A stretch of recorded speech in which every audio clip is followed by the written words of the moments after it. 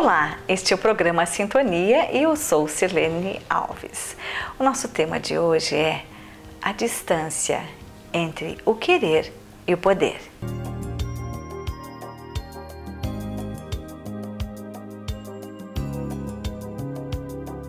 Muito se fala que querer é poder, mas nós, na nossa vida, sabemos que não é bem assim, que existe uma certa distância entre aquilo que eu quero ter e aquilo que eu posso ter.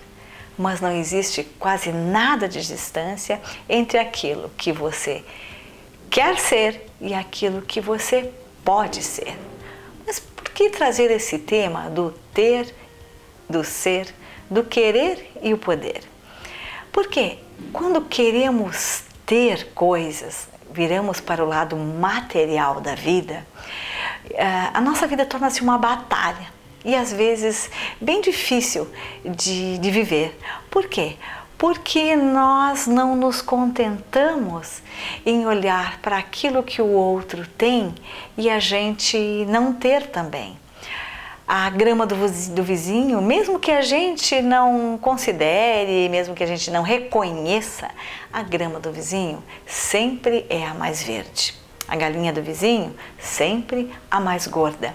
A vida do vizinho, possivelmente, ou do amigo, é muito mais feliz, muito mais proveitosa do que a minha.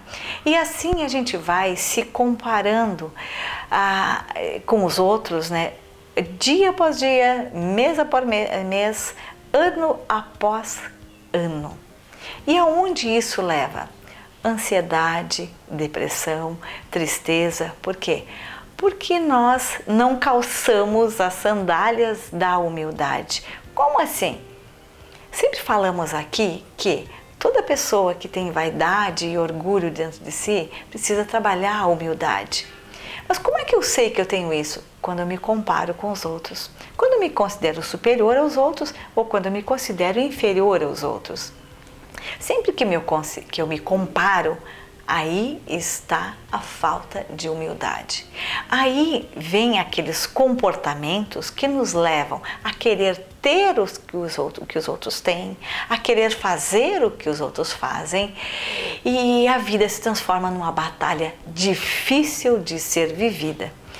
Então, quando a gente muda esse padrão, muda esse paradigma, onde é que nós vamos parar?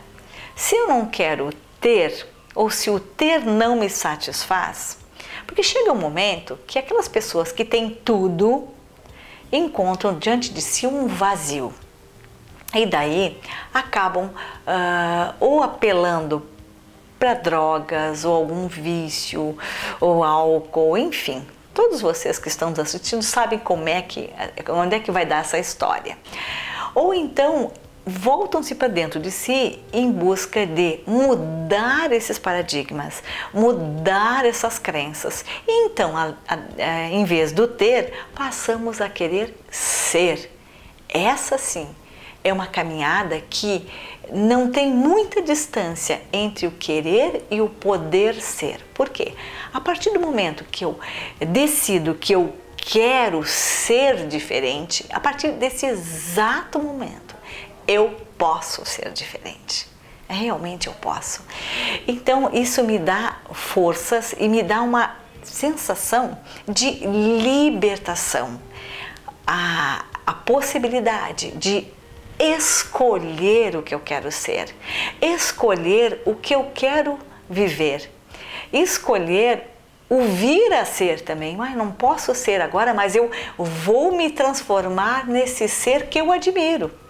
Então, quando as pessoas dizem, você é presunçoso quando quer se igualar a um mestre de luz, a um mestre Jesus, por exemplo, que é o mestre da humanidade, né? Não, você não é presunçoso não, esse deve ser o seu objetivo. Quanto mais alto, mais elevado um ser, mais eu quero ser parecida com ele. Eu não vou pautar o meu comportamento, minhas atitudes, meus pensamentos, meus sentimentos com falsos ídolos, né? Com pessoas que não cumprem as leis, né? Com pessoas que não respeitam os outros, com pessoas que sonegam impostos. Essas pessoas não servem de parâmetros para nós que queremos vir a ser melhores. Não servem de parâmetros. Então, qual é o meu parâmetro? Qual é a minha referência? Quem está acima, quem está num padrão mais elevado, aí que eu quero estar. Então, o padrão vibratório, a frequência vibratória de alguém, é isso que tem que ser a nossa referência para poder realmente vir a ser alguém parecido, semelhante e caminhar junto e caminhar sempre. Então, entre o querer ter e o poder ter, tem uma grande distância que pode nos levar, muitas vezes, a comportamentos bem terríveis, né? Realmente que podem nos levar a comportamentos que não condizem com uma pessoa de bem. Mas querer ser e poder ser podem nos levar realmente a um lugar muito mais elevado. E é um lugar muito mais profundo dentro de nós. E é um lugar onde eu vou me sentir bem comigo. É aí que queríamos chegar.